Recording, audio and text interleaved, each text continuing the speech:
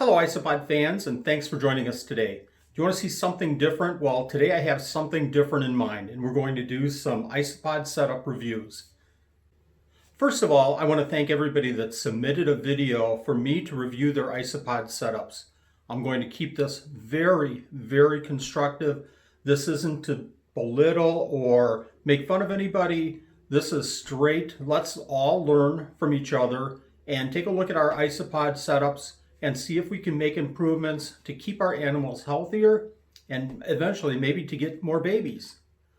I put a question out last week asking people if they would submit a 1-minute video talking about their Isopod setup, showing the Isopod setup, letting me know how they set it up, what animals that they're keeping. Then what I did was take those videos and edit them down and take a look at them and critique some of the points about those Isopod setups. At the end of their videos, what I'll do is give a little summarization, kind of an evaluation. It's not a grade by any means, just an evaluation and some suggestions of how they can improve their setups. If you want to be part of this, simply leave a comment below and say, Wally, I want to be a part of this. And I'll get in contact with you and you can submit again, a really short video describing your Isopod setup, and we'll talk about how to improve it. The Isopod vlog. If you like this idea, go ahead and hit that like button below. If you haven't subscribed yet, make sure you subscribe and hit that notification all so you don't miss another Isopod video. Let's jump into it and let's take a look at some Isopod setups. Let's go ahead and take a look at Gary Orner's setup. This here is a 6-quart tub I have set up for dairy cows. These leaves are the leaves that I use for my dart frogs, and as you see, they chow down on them. They go through about, I would say, maybe 1 or 2 of these every couple weeks. They chow down on these things. I just want to make sure before I take them out that there's nothing left on, no hitchhikers. Oh, there's a little dairy cow now. Let's go ahead and stop it right there. So far, so good. I'm not sure what those shiny leaves are, Gary, but you know, if the isopods are eating them, that's great. You might want to try to scrunch up those leaves so the babies have something a little bit easier to eat. Let's go ahead and look at the video again. Then I want to say maybe 1.5 to 2 inches worth of substrate, which is peat moss, cocoa fiber mixture I have. I got leaf litter I mixed up and ground up in there also. Okay, everything's looking really, really good. I love the depth of the substrate. It's just perfect.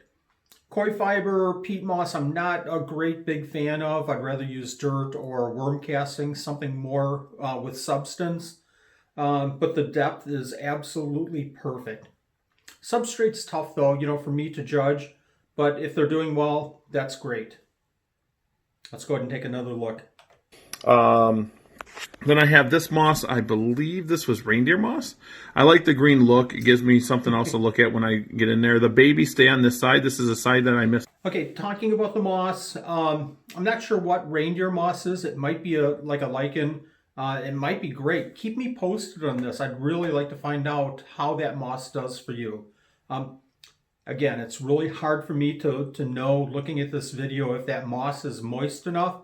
I would keep the moss, it looks like it's a little bit dry. I'd keep it a little bit moister and make sure absolutely that the substrate underneath that moss is moist. Just keep going. Down. I use 1 piece of this wood in the 6-quart. I don't know how soon I have to upgrade this. But as you see, they like getting inside here and in there. And I should have some on the bottom here. Looking good. You know, when you see the isopods running around like that, that's a great sign. I love the wood. It's concaved. It's perfect for these isopods. Absolutely perfect. And this wood will be the primary place that you'll find all the adults, which you're finding. And down here, you'll see babies. There we go. Got babies running around all over. There you go. Babies. Success. What more can I say? I didn't bring the lid out here, I should have, but it's a lid with a 2-inch vent on top. I don't stack these, but I have a 2-inch mesh vent on the top, and I have the vent on this side of the enclosure, and it seems to be doing pretty good. Okay, talking about ventilation, the ventilation on top sounds perfect, 2 inches. I'd add a couple of holes, 2 or 3 holes on each side, about a 1/2 inch or so, just for that cross ventilation. You talk about putting the hole on the opposite side of the moss. I think I did one, I know I did one video where I showed setting up the enclosure, the Isopod setup, and I actually put the holes in the tub on the same side as the moss, and somebody called me out on it, and I was so grateful that they did. What you want to do, as Gary has done, is put those holes, the ventilation holes, on the opposite side of your moss or your moist area. Good job, Gary. I have found, the only problem I have found is once I started getting babies, I have found a couple dead adult dairy cows, and it kind of upset me a little bit, but Let's stop there. You know, this is it seems like this is a newer culture. Dead adults, don't worry me especially if you find 1 or 2 and then it stops. It doesn't worry me too much. It might just be older adults. Don't worry, Gary.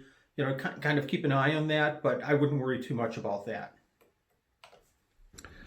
they're doing pretty good. What I feed, I almost forgot that. I feed cucumber, potatoes, these leaves. I also do a chow. I haven't got Supreme Gecko chow. I have to get some of that. I've given them carrot before. They don't seem to like the carrot as much as they do like the cucumber. When I put cucumbers in here, they go nuts. Absolutely. I don't know why, but they love the cucumbers.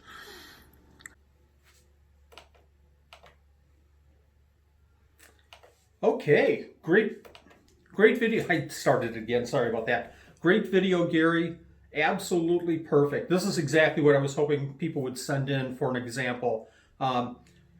This is 2 minutes, people. You could shorten it down to 1 minute, but Gary, again, thank you very much for this video. In summary, let me just jump down here. I've got a couple of little quick notes here.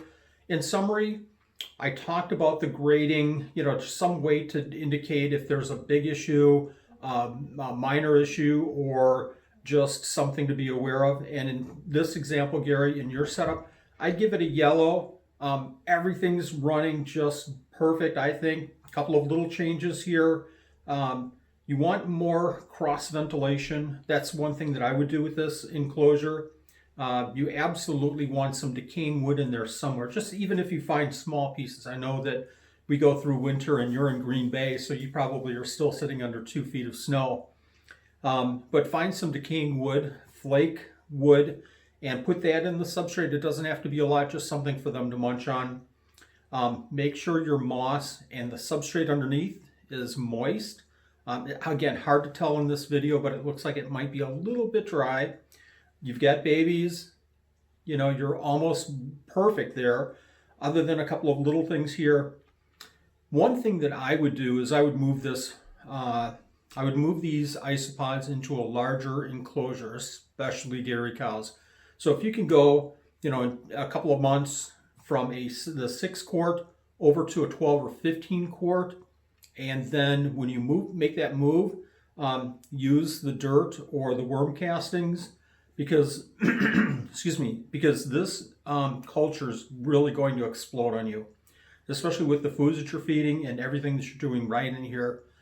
This culture in a couple of months will double, triple its size, and you're going to want a bigger enclosure. And when you go to that bigger enclosure, have a better substrate with that worm castings or dirt. But thumbs up, Gary, right on.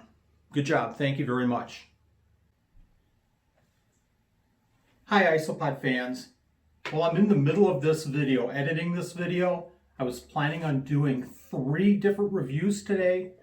I'm only going to get 1 done because this is great information. I'm having a lot of fun doing the reviews, But we're going to make this video just one review, and I'm going to put the other reviews that I had planned to do in this video out for the next few days. So hopefully in the next couple of days, I'll do the next review, and then after that, I'll do a couple more days, I'll do another review. Sorry I couldn't cram all this in, but it's way too valuable to try to do that. So, what did you think about this concept? I loved it. I loved taking a look at other people's setups, and I loved giving comments. I'm not perfect. I'm just giving some suggestions on the information that I've acquired, some mistakes that I've made and fixed, and how I've set up my isopod cultures in the past. If you like this arrangement, if you like this concept, leave a like below, hit that like button, subscribe if you haven't, hit the notification. Put a comment down below if you want to be a part of this, because I'd like this to keep going on, and maybe do a setup a week or more frequently if we can. If you're looking for more Isopod information, I'll put my playlist and another video down below, and you can take a look at those and gain more information on isopods. Thanks for joining us today. We'll see you next week.